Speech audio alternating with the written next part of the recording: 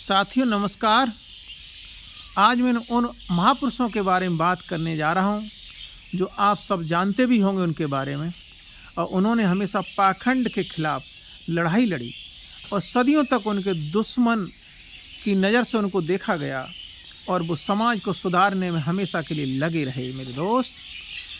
तो मैं बात करता हूं कि जब जब इस देश में पाखंड फैला तब तब कोई न कोई बुद्ध पैदा हुए, कोई नानक पैदा हुए, कोई गुरु रविदास पैदा हुए, संत कबीर रविदास पैदा हुए और यहाँ तक बाबा साहब जैसे लोग भी इस दुनिया में पैदा हुए।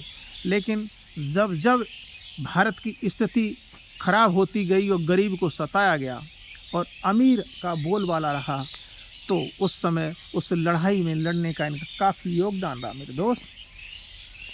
इस दुनिया में मैक्स मूलर से लेकर बड़े बड़े महान दार्शनिक पैदा हुए। उन्होंने लड़ाई अपने अपने देश में अपने अपने हिसाब से लड़ी। उसी तरह से हमारे देश भारत में भी उस छुआछूत गैर बराबरी के खिलाफ इन्होंने संघर्ष किया। दोस्त, उनका अतुलनीय नाम लिया जा सकता है कि जैसे उस समय महात्मा बुद्ध ने भी इन मनुवाद और पाखंडवादियों के खिलाफ जो संघर्ष किया और समाज को एक नई दिशा देने का काम किया, वो भी हमेशा शिक्षा की तरफ बढ़ते रहे और शिक्षा के प्रति उन लोगों को जागरूक करते रहे और पाखंड के खिलाफ हमेशा लड़ते रहे। इसी तरह से उनके जाने के बाद संत रविदास ने भी इसी तरह की अपनी धारणा को अपनाया और तब भी मनुवादी और पाखंडवादियों ने उनको भी गलत करार दिया। कबीरदास के बारे में ही गलत करार दिया गया, नानक जी के बारे में यही कहा गया और यहाँ तक बाद में बाबा साहब जैसे महान दार्शनिक इस दुनिया में पैदा हुए और उन्होंने भी समाज की बेड़ियों को तोड़ दिया और इस शिक्षा की तरफ लोगों को संघर्षित कर दिया। और आज उन्हीं की देन है कि आज हम सब लोग बड़े अच्छे ढंग से अपनी ज़िंदगी को जीवन यापन कर रहे हैं।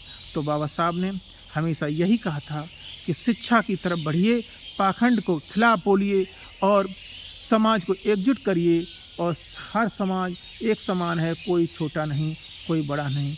उन्होंने भारत का संविधान लिखकर एक संदेश दिया और देश के लोगों को, देश के नागरिकों को एक नई पीढ़ी में जाने के लिए अग्रसर किया, समाज को आगे बढ़ाया और उन्हीं के देन से आज दुनिया, ये भारत देश आज सोने की चिड़िया फिर से बनने को जा रहा है।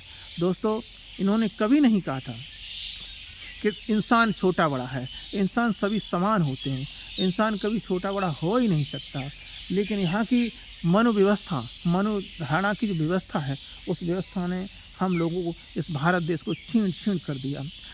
तो ये व्यवस्था अगर इंसान को गंदा करती है तो इसके विचार ही ऐसे हैं कि गंदा करने लायक है।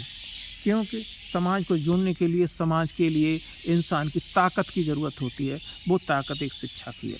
शिक्षा के बिना कुछ नहीं हो सकता है इस दुनिया में और जीवन इंसान का तभी अच्छा होगा जब वो हर इंसान शिक्षित होगा, शिक्षा की तरफ दौड़ेगा और अपने जीवन को सफल बनाएगा मेरे दोस्त। इसी तरह से मैं हर एक दिन किसी न किसी महापुरुष की कहानी को प्रस्तुत जरूर करूँगा। आज की कहानी का श्रेय बाबा साहब को जाता है, जो आज हम बाबा साहब की देन के कारण आज हम दुनिया में एक सितारे की तरह चमक रहे हैं मेरे दोस्त। नमस्कार।